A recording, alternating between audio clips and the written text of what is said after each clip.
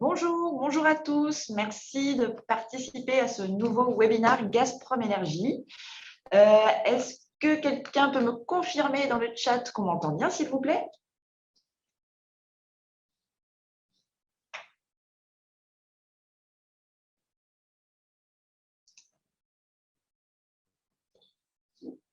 Alors, on va continuer. Aujourd'hui, nous allons aborder le sujet de la compensation de stockage, donc afin de vous donner des clés pour anticiper son prix pour les consommateurs de gaz.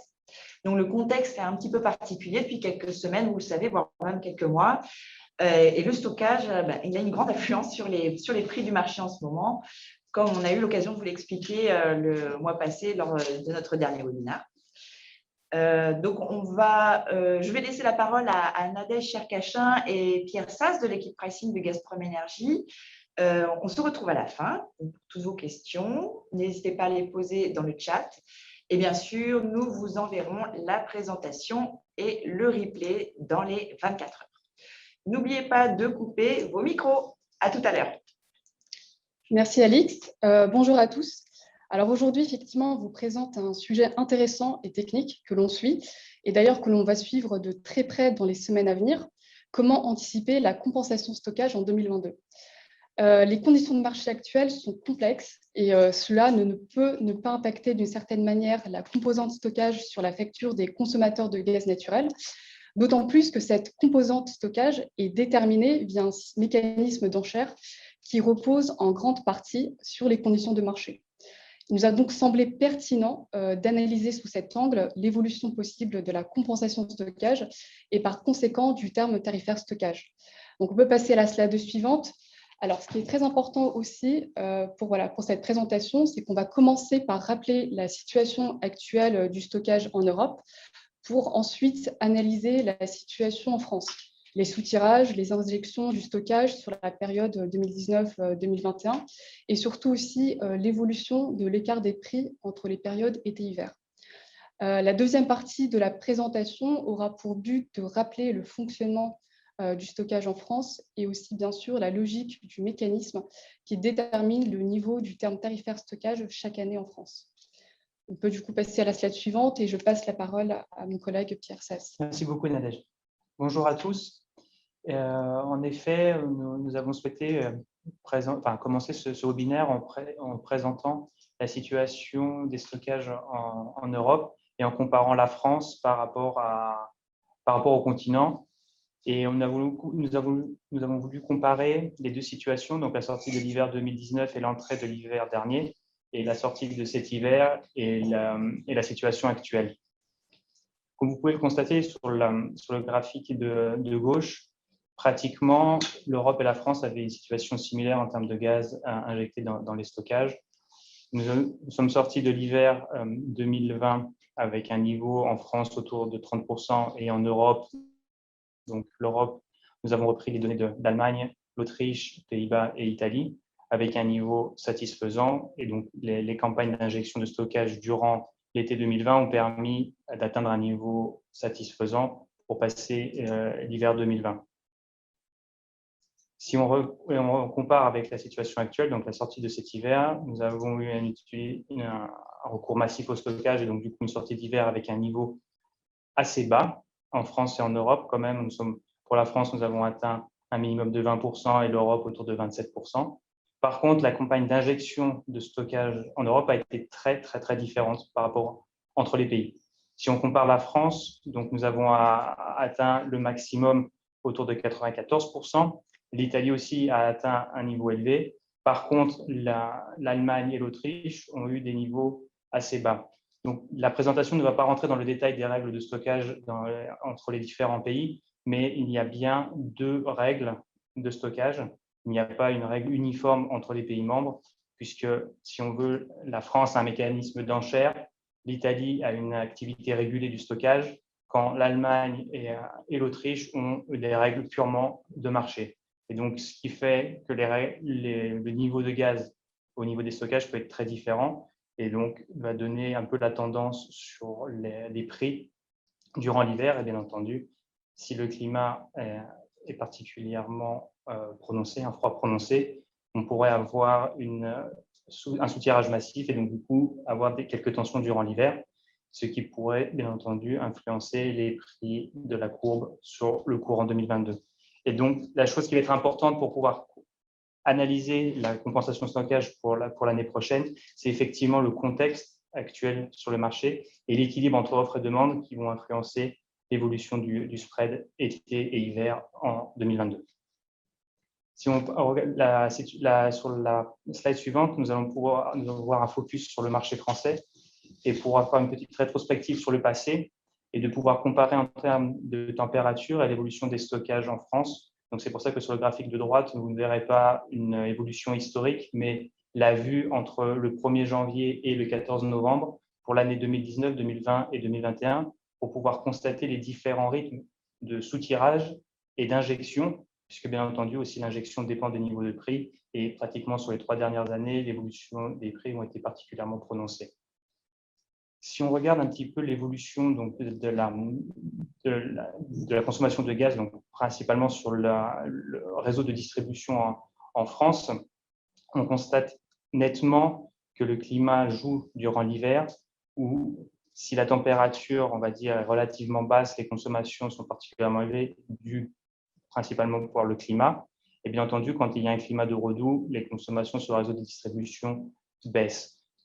Ça a été vrai, on va dire, en 2020, mais 2020 peut être une année particulière, parce qu'avec l'effet du premier confinement, il y a pu avoir une réduction de la consommation sur le réseau de distribution, puisque le réseau de distribution prend aussi bien un peu la partie industrielle que la partie résidentielle. Nous n'avons pas séparé les deux, mais en tout cas, montre bien que plus l'hiver est prononcé et plus l'utilisation des stockages est importante. Si on compare le graphique de droite, vous voyez très bien que les consommations de gaz durant l'hiver 2019, donc au début de l'année, en janvier 2019, là où les températures étaient particulièrement basses, en tout cas comparables à l'année 2021, le rythme de soutirage est identique. Contrairement à l'année 2020, où si vous prenez la courbe en bleu, celle qui est tout en haut, les températures étaient un peu plus clémentes et donc le soutirage était un peu plus bas. Donc, bien entendu, nous étions sur un niveau en janvier 2020 légèrement au-dessus des 80%, puisque bien entendu, si vous regardez la fin de l'hiver 2019, les températures étaient, on va dire, de saison et donc un recours au stockage. Si on compare désormais la période estivale, on voit bien que les niveaux de prix que l'on peut voir par le passé ont influencé le rythme des stockages. Si on regarde bien entendu l'année 2020, qui était une année particulière avec, comme nous l'avons dit, avec l'effet du Covid et du confinement et la baisse des prix, les prix ont été particulièrement bas durant le mois de juin 2020 et donc du coup il y a cette accélération du gaz injecté dans les stockages et donc un remplissage beaucoup plus massif comparé à un rythme 2019, on va dire, avec des prix, on va dire, relativement dans le standard historique, où pratiquement en 2019, nous avions un prix du spot autour de 14 € du mégawattheure au mois d'avril et celui-ci a atteint pratiquement les 10 € du mégawattheure à la fin et donc du coup, on va dire une certaine injection de manière linéaire. Si on regarde l'année 2021, l'année 2021 est particulièrement exceptionnelle, avec plusieurs raisons. Nous avons commencé l'été avec un prix spot autour de 19 € du mégawattheure. Nous avons atteint un maximum, pratiquement début octobre, autour de 110 € du mégawattheure, pour finir à peu près à un prix à la fin d'octobre autour de 73 € du mégawattheure. Donc, on voit bien que le prix moyen, si l'on fait la pondération sur le volume injecté, est particulièrement élevé sur 2021. Et donc, de pouvoir montrer, on va dire, l'utilisation des stockages qui dépend pratiquement, bien entendu, des prix du marché. La chose qui est aussi intéressante et qui sera surveillée dans les prochaines semaines, c'est l'utilisation du stockage actuellement. Si on compare sur les 2 années précédentes, 2020 et 2019, l'utilisation du stockage a été particulièrement modérée durant le mois de novembre. Actuellement, nous sommes dans un rythme de soutirage et bien entendu, on peut penser qu'il y a aussi la thermique, mais bien entendu aussi les activités, on va dire, d'optimisation, puisque bien entendu, le gaz peut être soutiré puisqu'il a été injecté. Et donc, en fonction du prix que l'on peut avoir dans cette molécule stockée, par rapport aux tensions que l'on a actuellement sur le marché, l'utilisation du stockage permet, on va dire, ce coussin d'approvisionnement de quantité de gaz physique disponible sur le marché et d'être utilisé. Donc, c'est pour ça que nous avons inséré cette petite flèche rouge pour montrer que déjà, dès ce mois de novembre, nous sommes dans un rythme de sous-tirage et bien entendu, ceci va impacter puisque nous avons encore 4 mois avant la fin de l'hiver et donc en fonction du climat que nous allons avoir jusqu'à fin mars 2022, cela pourrait être déterminant sur les tensions, on va dire, ou en tout cas l'impact de la demande sur les marchés gaziers. C'est pour ça que sur la slide suivante, nous allons partager avec vous une estimation, on va dire, de l'utilisation des gaz de stockage.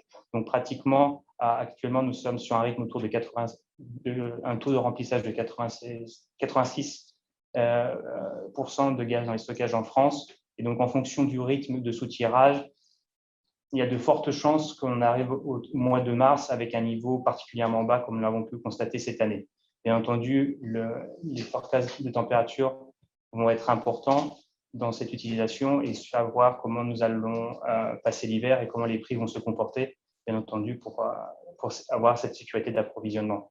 Donc, nous avons voulu partager avec vous ces deux tendances indicatives pour montrer que, bien entendu, nous allons passer un hiver 2021 sous le signe des tensions.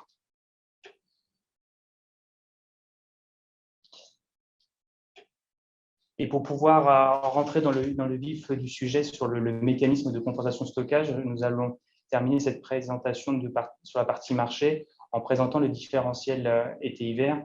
Comme vous le savez, ce différentiel montre, on va dire, l'intérêt qu'il peut y avoir pour le stockage, puisque le gaz que l'on peut acheter l'été pour le stocker et le vendre l'hiver, veut dire que le produit hiver devra être à premium sur le prix de l'été. Par contre, la situation 2022 est une situation particulière au niveau des prix, vu le contexte et l'équilibre précaire, on va dire, entre offre et demande, avec les tensions qui existent sur l'offre au niveau global, pas forcément juste sur une seule origine du gaz, mais sur l'ensemble du gaz disponible. Nous avons constaté, le graphique part, en tout cas, je tiens à préciser que l'arc temporel part du 1er juillet. Et nous avons constaté que ce spread qui était positif, aussi bien la vue 2021 sur l'été-hiver 2022, mais si on compare avec la vue 2020 pour été-hiver 21, le spread était positif. Néanmoins, la particularité, comparée à 2021, où le spread a baissé de 1,5 € entre le 1er juillet et, on va dire, et le 31 mars, on se retrouve à avoir ce spread qui, à partir du mois d'octobre, est passé dans la zone négative. Donc, ce qui veut dire qu'il n'y a pas d'intérêt, on va dire, à prendre des quantités pour l'hiver, puisque si l'hiver coûte moins cher, autant acheter directement le produit hiver. Et donc, c'est pour ça que nous avons mis un peu ce point d'interrogation de savoir, à partir d'aujourd'hui et donc durant les prochains mois, de voir si ce spread va repasser, on va dire, dans la zone positive ou s'il va rester dans la zone négative.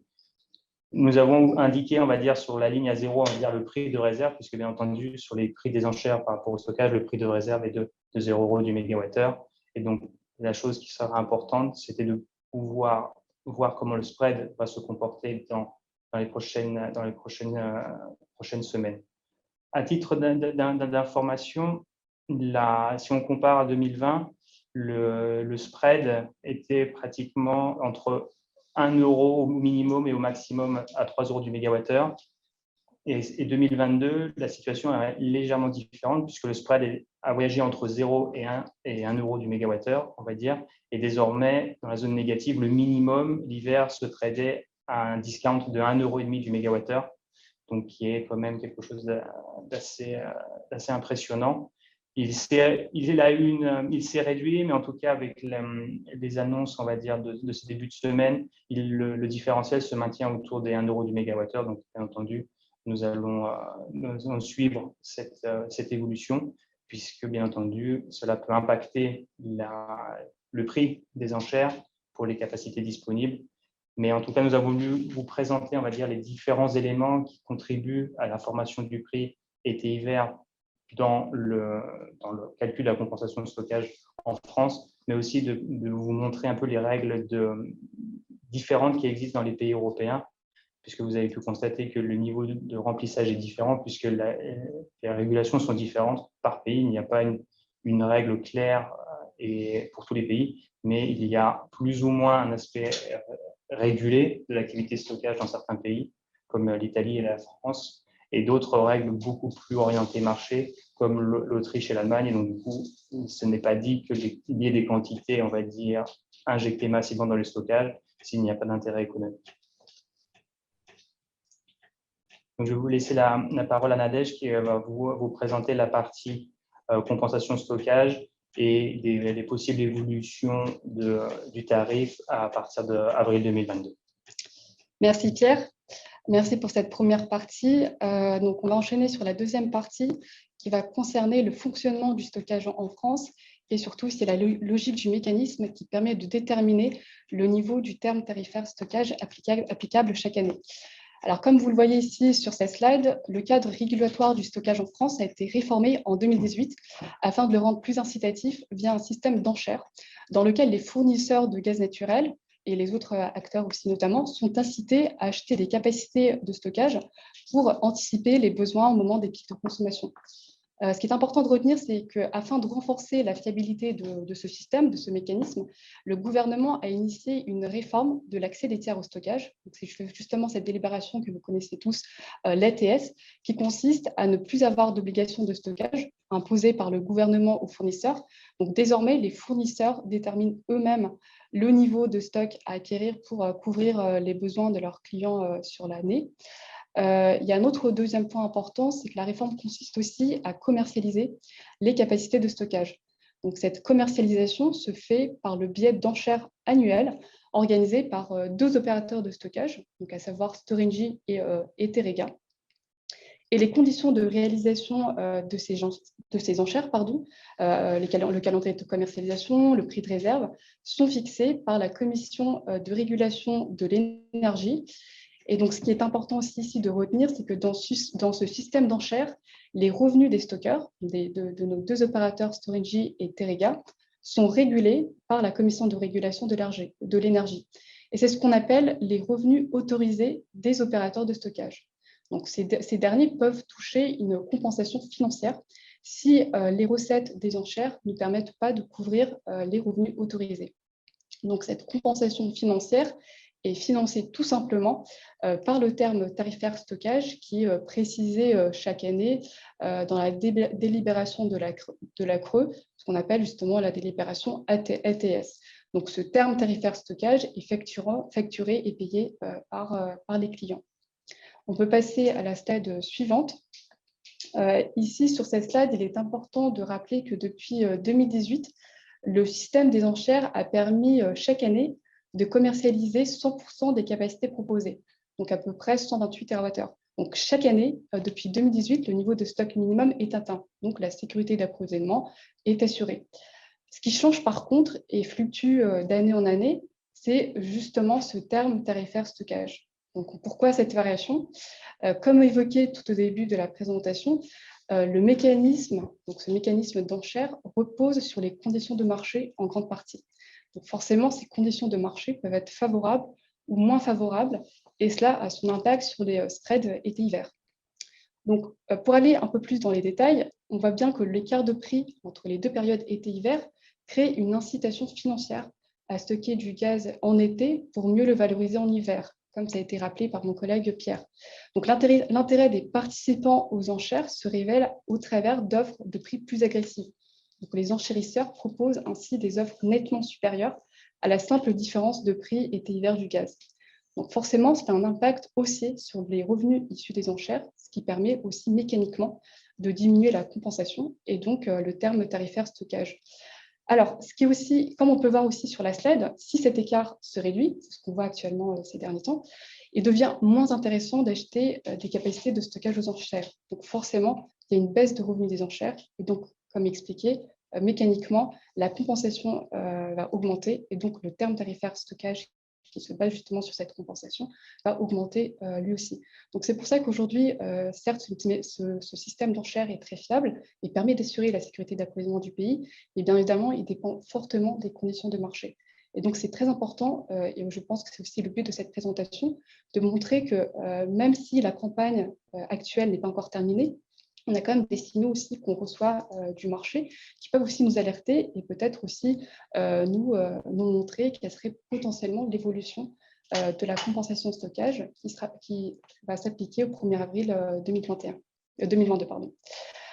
Juste un petit rappel, ici tout en bas de la slide, on a mis l'historique de l'évolution de la compensation de stockage depuis 2018. Donc en 2019, à l'issue des premières enchères, le terme tarifaire stockage s'élevait à 213 € par mégawattheure par jour par an. Et on a constaté une forte diminution en 2020. Il est passé donc de 213 à 79. Alors pourquoi? Tout simplement parce que les enchères avaient bénéficié des conditions de marché plus favorables, qui se sont traduites par des spreads plus attractifs et donc par des offres plus agressives. Donc forcément, ça a fait augmenter les recettes des enchères et donc la compensation stockage s'est trouvée diminuée. Par conséquent, le terme tarifaire stockage a diminué lui aussi.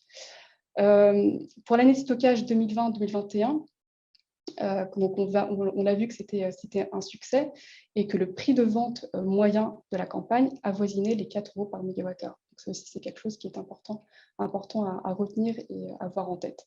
On peut passer à la slide suivante. Alors, pour comprendre précisément l'impact que peut avoir le déroulement des enchères sur le terme tarifaire stockage, rien de plus simple que de comparer la dynamique observée lors des enchères pour l'année de stockage 2020-2021 et celle de 2021-2022. Alors, si l'on regarde attentivement les deux graphes, on voit bien une différence. On peut commencer par le graphe situé à gauche. Alors, ce qui est important, c'est de dire que nous avons tous connaissance des communiqués de presse qui ont été publiés par Storengy et Teréga en 2020. Pardon, c'était en 2021. Donc, deux raisons principales ont été citées. Des conditions de marché favorables et une plus forte demande due aux nombreux acteurs qui ont participé aux enchères. Donc, cette forte demande a conduit justement à avoir des prix de vente ou, comme on peut aussi l'appeler, des prix d'adjudication de capacité de stockage plus élevés par rapport aux autres années. Donc, on voit bien effectivement qu'à certains moments, on a même dépassé les 6 € voilà, pour cette campagne. Donc, l'intérêt des participants aux enchères s'est révélé au travers d'offres de prix, encore une fois, plus agressives, justement parce que le marché est favorable, avec un écart de prix été-hiver plus important. Et le prix de vente moyen de cette campagne de commercialisation, comme je l'ai dit aussi précédemment, avait atteint une valeur exceptionnelle pour l'année de stockage 2020-2021. Et pour certaines enchères, les capacités de stockage ont été vendues à plus de 6 € le mégawattheure. Sur le graphe de droite, la demande est plus faible. On le voit que les quantités mises aux enchères sont moins importantes que pour l'année de stockage 2020-2021, car l'écart des prix été-hiver s'était fortement réduit. Donc, automatiquement, les capacités de stockage ont été vendues à des prix plus faibles. Et donc, mécaniquement, encore une fois, je rappelle le mécanisme, les recettes d'enchères versées aux opérateurs étaient plus faibles, donc, ce qui a entraîné une hausse de la compensation de stockage et donc, in fine, du terme tarifaire stockage. On peut passer aussi donc, à la slide suivante. Alors, ici, bien évidemment, on a voulu vous synthétiser la méthodologie de calcul du terme tarifaire stockage, qui est très bien détaillé dans une des délibérations de la CRE. Alors, comme vous le savez tous, la Commission de régulation de l'énergie fixe, avant le 1er avril de chaque année, le montant du terme tarifaire stockage pour le calcul duquel plusieurs éléments sont à prendre en compte. Alors, premièrement, ici, vous le voyez dans le petit tableau, on a la modulation hivernale. Alors, qu'est-ce que c'est la modulation hivernale? C'est tout simplement l'assiette de compensation que va déterminer la Commission de régulation de l'énergie à la maille du pays, donc qui est justement la somme des assiettes de chacun des sites, de chacun des clients éligibles au paiement de la compensation stockage. Vous le savez tous très bien, en 2020, il y a eu un changement de calcul pour certains des sites. Et donc, désormais, cette assiette est déterminée pour deux types de clients, deux types de profils. Donc, les consommateurs raccordés au réseau de transport, avec les consommateurs aussi dits à souscription, qui sont raccordés au réseau de distribution, Vous le savez, il y a une formule assez spécifique qui va prendre en compte l'assiette de chaque site. Et aussi, forcément, on a une formule qui est beaucoup plus simple, qui a été déjà utilisée depuis 2018 et qui s'applique toujours pour les consommateurs dits profilés, donc raccordés toujours au réseau de distribution. Donc, si je reprends, l'assiette de collecte de la compensation stockage correspond ainsi à la somme de la modulation hivernale des consommateurs directement raccordés au réseau de transport, mais aussi des consommateurs raccordés au réseau de distribution. Et ce qui est important de rappeler, c'est que cette modulation hivernale est minorée des capacités interruptibles souscrites. Alors, le deuxième élément qui est pris en compte pour le calcul du terme tarifaire stockage, c'est bien sûr celui des revenus autorisés des opérateurs, qui sont fixés par la CRE et déterminés en décembre de chaque année. Donc justement, ça, on suit de très près les publications des délibérations. Et donc, si je ne me trompe pas, vers le 15 ou 16 décembre, la délibération sera justement consultable sur le site de la CRE et on pourra justement précisément dire quel serait le montant des revenus autorisés des opérateurs pour l'année de stockage 2022-2023. Alors, comme vous pouvez aussi le voir ici sur le tableau, les revenus autorisés des opérateurs restent plus ou moins stables. Après, bien sûr, il y a des calculs qui sont propres à la CRE et donc on a repris la même hypothèse qui a été formulée pour l'année de stockage 2021, mais bien sûr, ça reste une hypothèse. Donc, on ne va pas trop s'engager sur le calcul des revenus autorisés. Donc, on va attendre sagement la publication de la CRE en décembre pour, bien sûr, ensuite vous la communiquer. Alors, l'élément aussi important et qui va déterminer le niveau du terme tarifaire stockage, c'est bien sûr les prévisions de recettes issues des enchères. Donc ça, c'est je pense, l'élément le plus important et le plus impactant d'ailleurs pour le terme tarifaire stockage. Comme je l'ai dit à plusieurs reprises, l'année stockage 2020-2021 a été vraiment un succès. Vous pouvez d'ailleurs aller sur le site des opérateurs de stockage et reprendre les communiqués de presse. Ça a été vraiment très souligné que c'était un succès et on le voit très simplement au niveau des chiffres. Donc, si on compare l'année de stockage 2019 versus l'année de stockage 2020, les recettes ont bondi, on est passé donc de 188 millions à 431. Donc, forcément, la compensation à percevoir va se trouver diminuée. C'est ce qu'on le voit aussi mécaniquement dans le petit tableau. Donc, les recettes issues des enchères, donc à l'issue de la campagne de commercialisation des capacités, permettent justement de prédire et de calculer précisément le terme tarifaire stockage qui va s'appliquer dès le 1er avril 2022 et qui va être valable jusqu'au 31 mars 2023.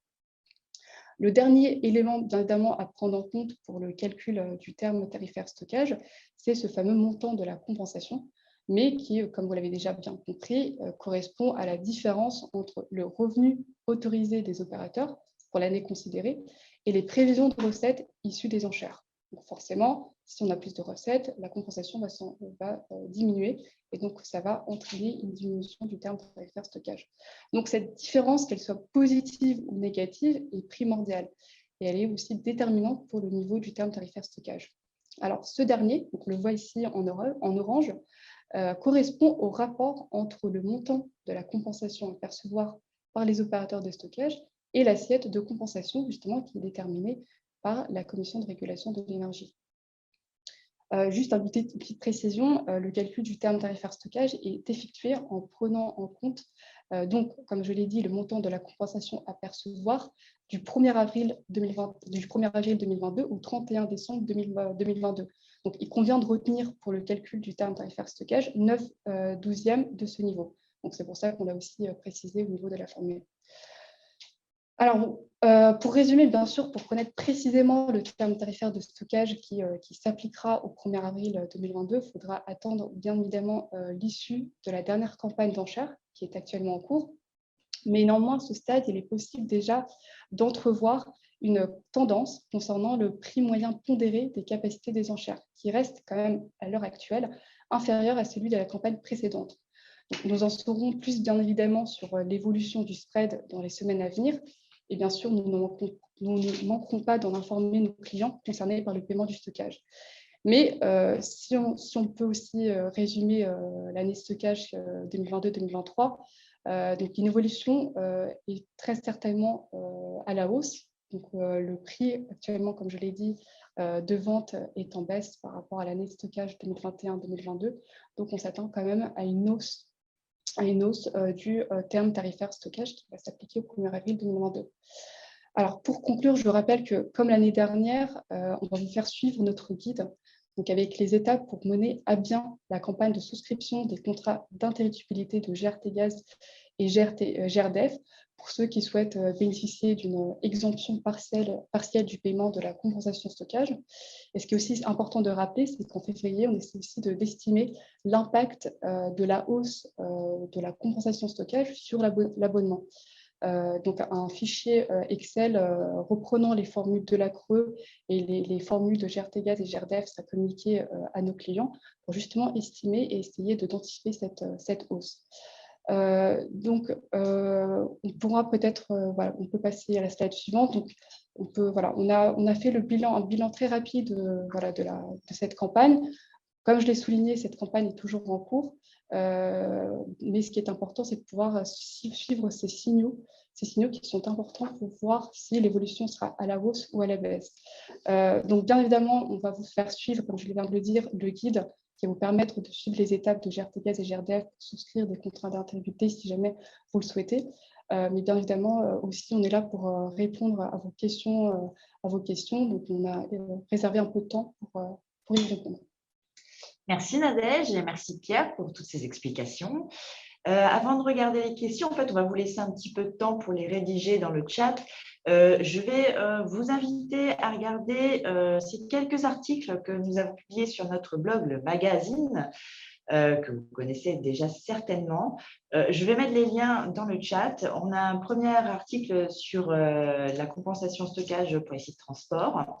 Et nous avons également un deuxième article sur l'interruptibilité, ce qui vous permettra par ailleurs de découvrir notre blog si vous ne le connaissez pas déjà. Vous y retrouverez près de 800 articles sur le gaz naturel et l'énergie en général. Donc, nous attendons vos questions. N'hésitez pas à les poser sur le chat. Je voulais également vous parler de la weekly, notre newsletter hebdomadaire qui vous donnera des indications sur les prix de marché, les indices et les analyses. Je vous mets également le lien pour vous inscrire dans le chat un instant. Donc, n'hésitez pas, c'est une newsletter hebdomadaire qui est faite par nos analystes avec un condensé d'informations.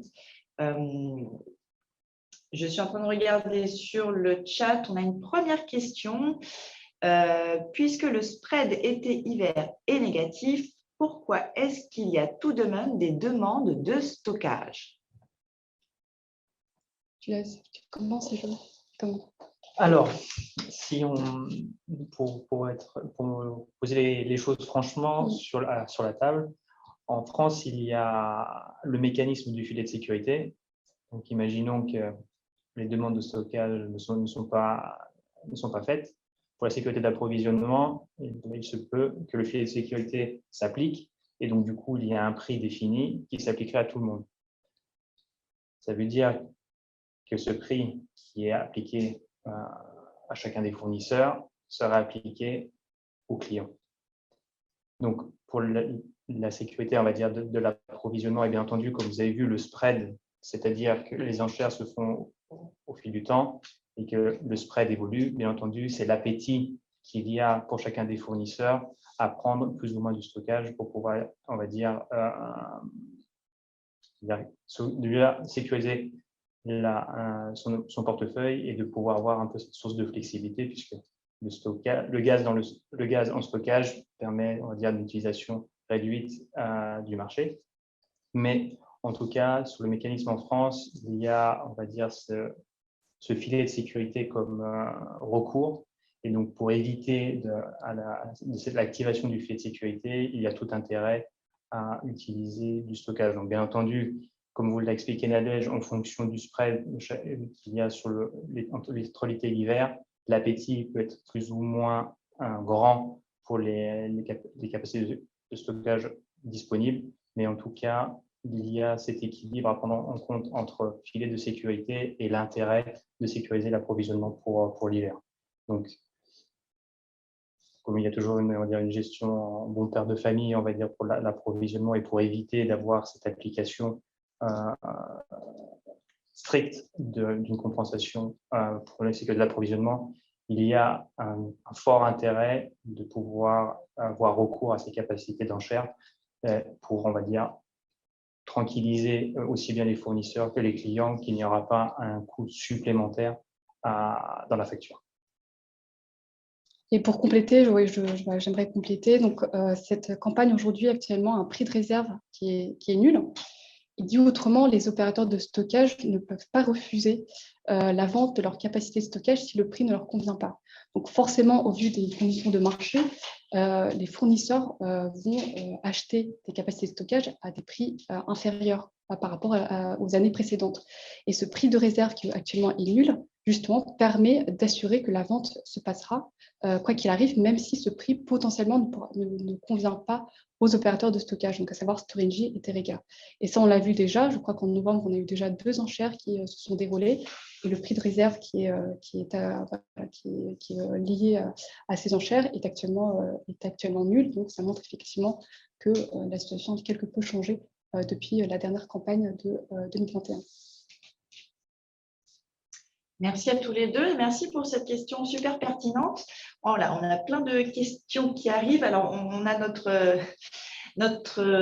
interlocuteur sur cette question qui rebondit, qui dit « Certes, il y a un filet de sécurité, mais sa conséquence financière est refacturable du fournisseur à ses clients. Donc, pourquoi est-ce qu'un acheteur achèterait à ses frais du stockage alors qu'il peut acheter du gaz hiver moins cher que du gaz été qu'il devra stocker en plus ?» Une question qui fait sourire Pierre. La chose qui est importante, c'est de savoir qui soutient le coût du stockage. Il y a certes, on va dire, la partie optimisation qui ne rentre pas dans le calcul, mais la chose qui est importante, c'est que si quelque chose est facturé au fournisseur, le fournisseur aura un mode ou un autre de le facturer à son client. Le but n'est pas bien sûr d'augmenter les coûts de l'énergie avec des facteurs, on va dire, particulier. Si le coût du filet de sécurité doit être appliqué, cela fait un coût quand même non négligeable sur le coût de l'approvisionnement. Donc, si on souhaite faire une optimisation été-hiver indépendamment du stockage et après de payer en plus la compensation, puisque la compensation est payable par tous les clients, après, peu importe la vente aux enchères des capacités, parce que le coût de compensation de stockage s'applique à tous les clients éligibles. Si en plus il y a un filet de sécurité à appliquer en plus, il y a ce coût à soutenir. Donc, je ne pense pas que une facture, on va dire, de coûts supplémentaires est judiciaire. On va dire, il n'y a pas d'intérêt à avoir, on va dire, ce coût de filet de sécurité en plus que le mécanisme, on va dire, de compensation stockage déterminé, on va dire, à cheval entre une activité régulée et une activité de marché. Merci Pierre et merci pour ces rebondissements. On a une autre question qui nous dit « Je n'ai pas compris le terme tarifaire stockage. Pourquoi modulation hivernale x9 sur 12 ? Que signifie modulation hivernale et le 9 ? Merci d'avance. » Merci pour cette question. Donc, on pourra peut-être repartager la petite slide sur la simulation terme tarifaire stockage. Donc, effectivement, donc je vais peut-être d'abord préciser pourquoi ce niveau 9/12e qui est applicable sur le terme tarifaire stockage, puisqu'en fait, comme je l'ai expliqué, donc dans la petite formule ici en orange, on a le terme tarifaire stockage qui est justement égal à la compensation à collecter divisée par la modulation hivernale. Mais cette compensation à collecter, c'est ce montant qui est calculé par la CRE du 1er avril 2022 au 31 décembre 2022. Donc forcément, on a 9 mois 9 mois à prendre en compte dans le calcul. Donc, les 3 mois, janvier, février, mars, ne sont pas à prendre en compte dans le calcul du terme tarifaire stockage. Donc, c'est pour cela que ce coefficient est appliqué pour le terme tarifaire stockage. Alors, si je reviens aussi sur la modulation hivernale, donc comme je l'ai dit, c'est la CRE qui le détermine tous les ans et qui justement permet de refléter la somme des modulations de chaque client, alors attention, éligible au paiement de la compensation stockage, puisque forcément, on peut avoir des profils qui sont exemptés de compensation stockage, donc forcément, la CRE ne va pas les prendre en compte dans le calcul. Une petite précision aussi, je pense, importante à faire, c'est que depuis l'année dernière, depuis avril 2021, on a aussi également les consommateurs raccordés au réseau de transport qui sont aussi pris en compte dans le calcul de l'assiette de compensation, donc de la modulation hivernale, puisque depuis le 1er avril 2021, les consommateurs raccordés au réseau de transport payent la compensation stockage.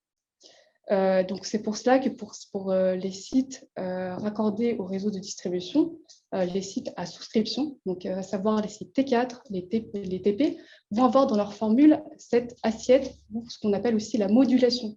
Donc, c'est la somme, la moyenne des 2 valeurs les plus faibles parmi les 4 modulations communiquées. Il faudrait regarder aussi peut-être si cette formule s'appliquera aussi au 1er avril 2022. Je pense qu'il n'y aura pas de changement à ce niveau-là.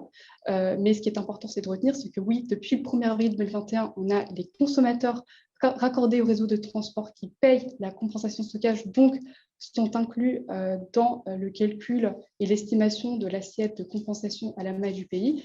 Et aussi, depuis le 1er avril 2020, on a eu un changement dans le calcul du terme tarifaire stockage pour les sites raccordés au réseau de distribution qui sont des sites à souscription, donc uniquement les sites P4 et TP. Donc, j'espère que j'ai pu répondre à la question. Si vous le souhaitez, bien évidemment, comme je l'ai dit, on va vous faire suivre un guide avec des formules aussi bien détaillées pour chacun des clients et pour chacun des sites mentionnés. Merci Nadège.